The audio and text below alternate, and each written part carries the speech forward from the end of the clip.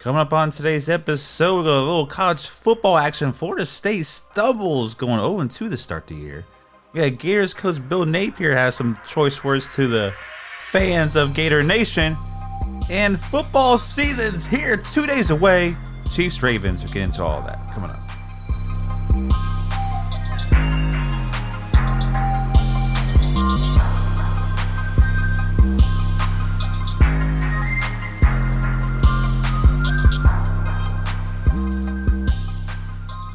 All right, everybody, welcome to the show. It's Sports Talk from the Crib, and I'm your host, Tanner Christian. Before we get into everything, if you're new, follow us on social media. We're at Feely Heat Entertainment. It's Feely Heat ENT. We're on Instagram, Facebook, YouTube, and X. And also check out the website, sportstalkfromthecrib.com, where you can stream the podcast on there. And we're available on all streaming platforms as new episodes are airing every Tuesday and Friday. So check them out, especially with the NFL season here. It's definitely going to be every Tuesday and Friday, recapping all the hottest action around football. Basketball season will be coming out here in a couple months too, so we're finally getting some sports to talk about, because I'm not a real baseball guy. I love football and the NBA. So first topic we're going to get into is college football. Hey, Florida Seminoles played again last night, and they lost to Boston College 28-13. Remember, they also lost that week one heartbreaker to Georgia Tech when they kicked that game-winning field goal. So the Seminoles, who this year came in the season, preseason-wise, were ranked number 10 overall in all college football, and they come out losing to Georgia Tech and Boston College. This is ACC teams now. So Boston College, they hadn't won against an AP top 10 team in since 2014. When they beat number 9 USC. So they had a 13-game losing streak versus top 10 opponents. And, the Seminoles, they just ain't that good. What can you say? That quarterback TJ, I know, can never really say this guy's last name either. Ugale.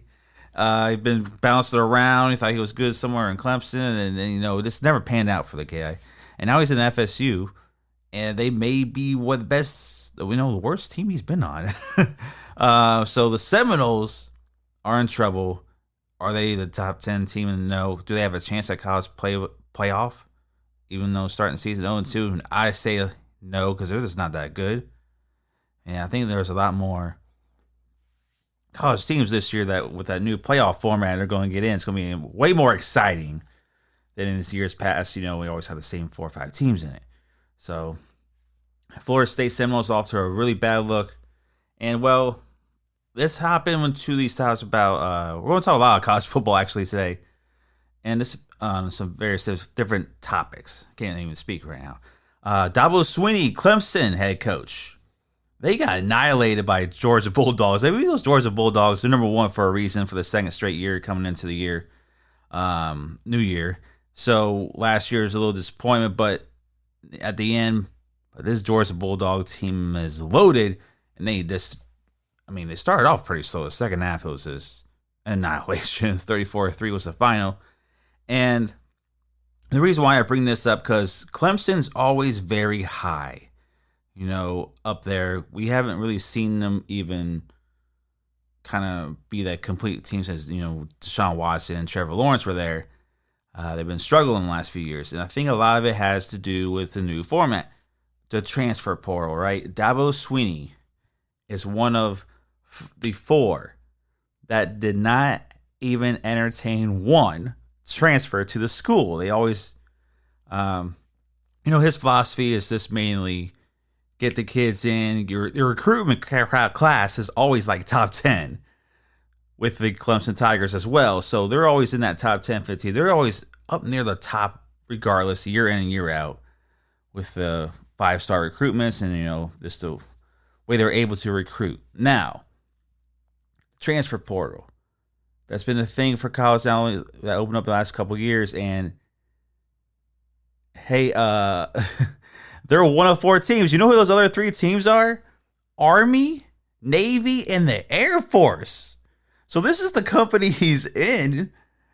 Like Clemson as a football program has put them in. Like Dabo Swinney may need to get some guys over in that transfer portal to make this team relevant again, because the quarterback, I think this is his third year he's been with this Clemson, and he still didn't look very good. And, it's just very odd because we're in 2024, going into 2025. You got to take advantage of that transfer portal there, Dabo, to be competitive again. That's just the problem. Like, these teams, they get to the transfer portal now, these universities, and that's how they make them better. Like, look at the Georgia Bulldogs. Like, of course, I would love to go transfer to the Georgia Bulldogs to be on TV every week and have possibly a national championship game. So you're taking a university like that takes advantage of it, and somebody like Clemson that doesn't. The athletes on the field were just different. And not to say Clemson has bad athletes or there's some bad players, but no, I got some good players. But this goes to the other problem I think Dabo's having, is developing these guys. It seemed they were able to develop players for years at a more rapid pace. And you saw it. It wasn't just a quarterback play. It was everywhere. Remember the defensive lineman there was always somebody going in the draft the first or second round. They just had athletes all over the place. And I think the development problem is even becoming a bigger concern when it comes to Dabo Swinney and getting these kids to play more rapidly, progress rapidly. Rather than going to the transfer portal, you may already got a guy that is developed, and come to your program so you don't have to. So I think that's where he has to make that adjustment to make Clemson relevant again. I think they're just not a great football team again this year. I think they were another team like Florida State. It's just ranked too high, and there's that. Now let's get into this other guy. These Florida teams. We talk about Florida State, now we're going to talk about the Gators. And the Hurricanes may be the best team in Florida again, right? Cam Ward, who came over from Washington State, was a baller, looking effortlessly out there, being the QB for Miami. And I think Miami's finally got somebody special at that quarterback position, which they haven't had, like, really ever, but going back like 20 years when they had somebody that was decent,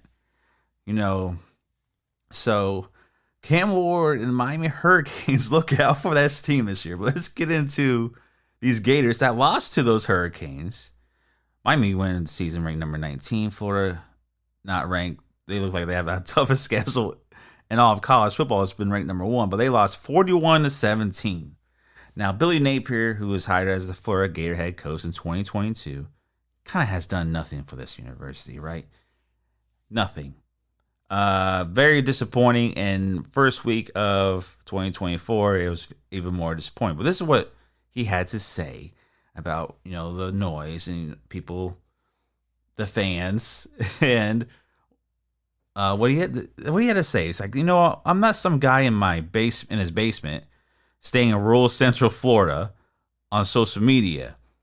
And the biggest joke when it comes to this is, well, bud, in Florida, we do not have any basements. So we have a bunch of water.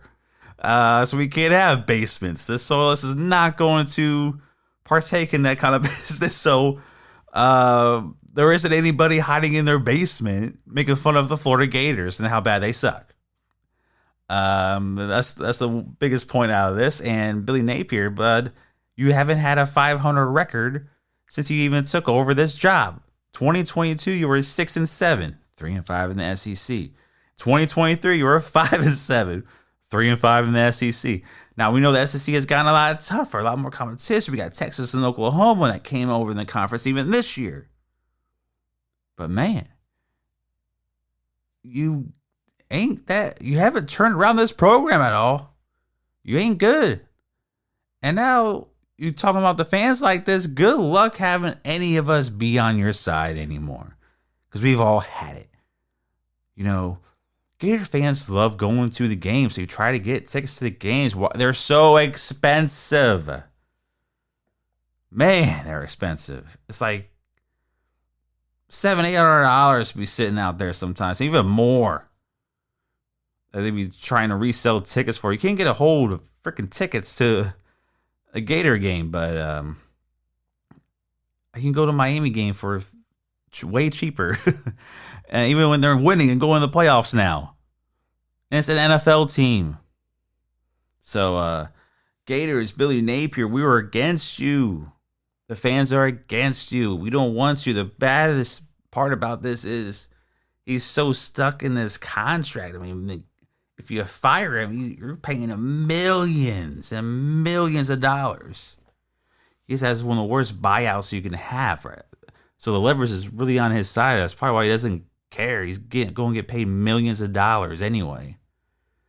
So, but to come out this flat again, DJ Lagley may be starting this next week, which he probably should. He was a standout out in Texas high school, so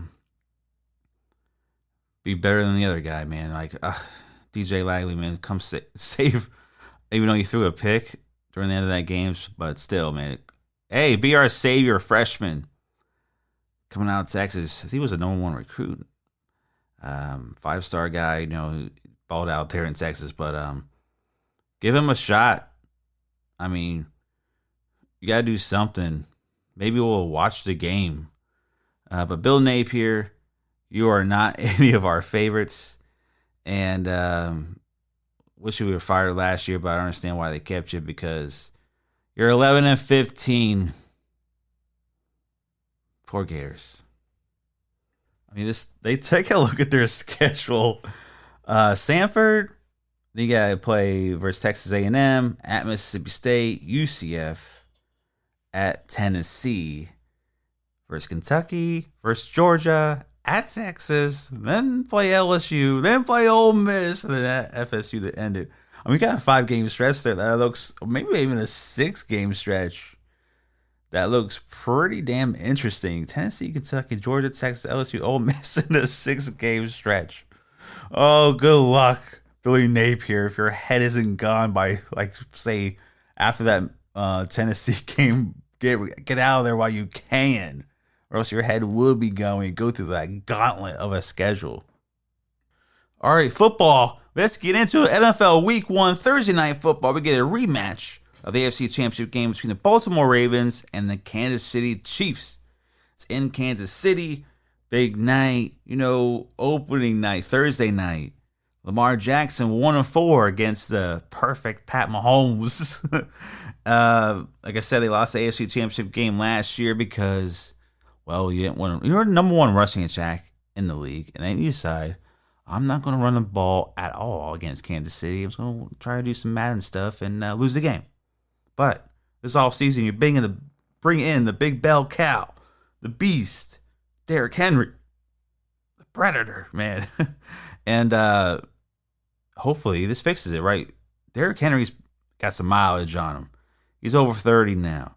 Can you still bring that, productive over here, the Baltimore Ravens, productive, this year in and year out kind of guy? Like, the guy has been a beast mode for years, and I do not want any part of tackling him.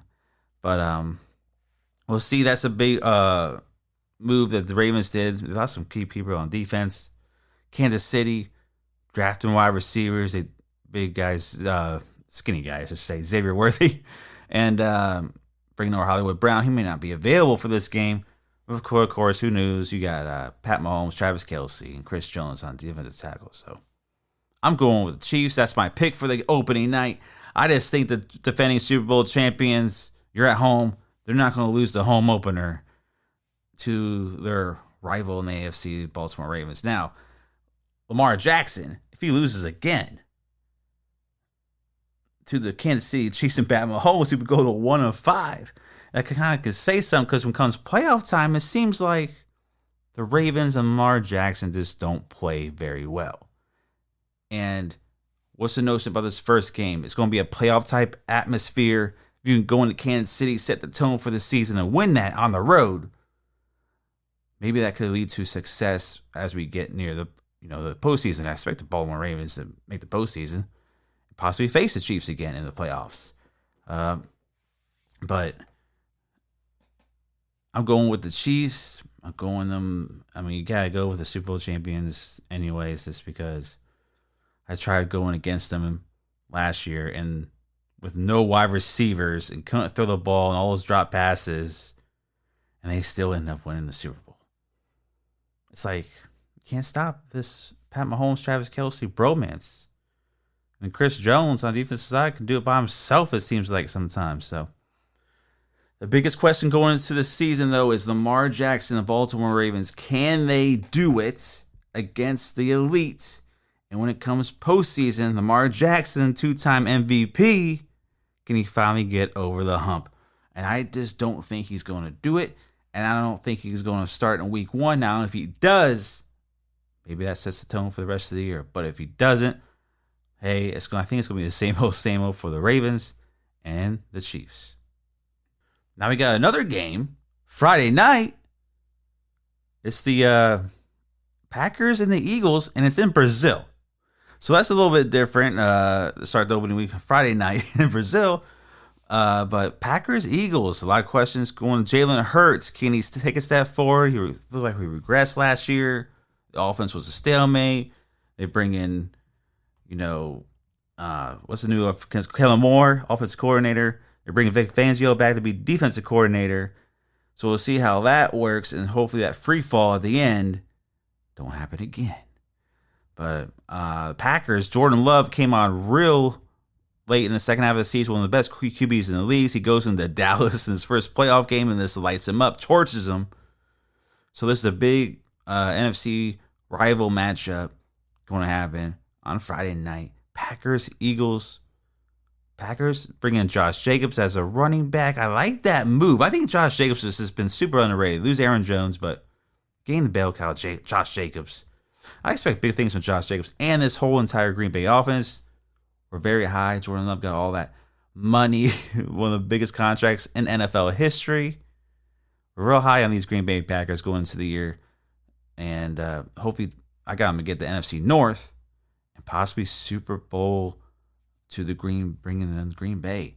I think Jordan Love is going to be that guy. I think he follows in the footsteps of Brett Favre and Aaron Rodgers. It didn't look like that a couple of years ago when he made that start against Kansas City, and he didn't look too good. But last year, first half had some struggles. Second half really came on with all that young talent, the wide receiver crew with Christian Watson, Romeo Doubs, Jaden Reed, Musgrave. Like, they got some players, and they're young, and I really like the Green Bay Packers to go to Brazil. Almost said going to the Philly, but the game's in Brazil, and coming out with a W. And as for the Eagles, I think they're going to bounce back a little bit from last year, but I just I'm not as high on them, to be correct, because I just don't like their head coach.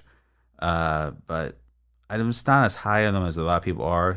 They got them picking the division, winning the division, and, making a playoff push, possibly the Super Bowl again with the Eagles. But I just don't see it. I've heard a lot of analysts say it, talk about it, but I'm just not all in on the Eagles. I actually like Washington. Call me crazy. Dallas. It's the NFC East, I think, is more up for grabs this year than people think. So we'll see how that all checks out. But I got Green Bay. I think Jordan Love is just going to have one heck of a year. I mean, you got to, right? You have to get in all that money. All right, that's going to wrap up today's episode. Well, thank you all for joining me here on Sports Talk from the Crib with your favorite sports host, Tanner Christian. Remember, new episodes are airing every Tuesday and Friday. It's available on all streaming platforms. Be sure to check out the website at sportstalkfromthecrib.com. You can stream the podcast on there as well. And check us out on social media. We're at Feel the Heat Entertainment. That's Feel the Heat ENT. Instagram, Facebook, YouTube, and X. Thank you all for joining me. Catch me on Friday, recapping that Chiefs game on Thursday night and the Ravens. See you then.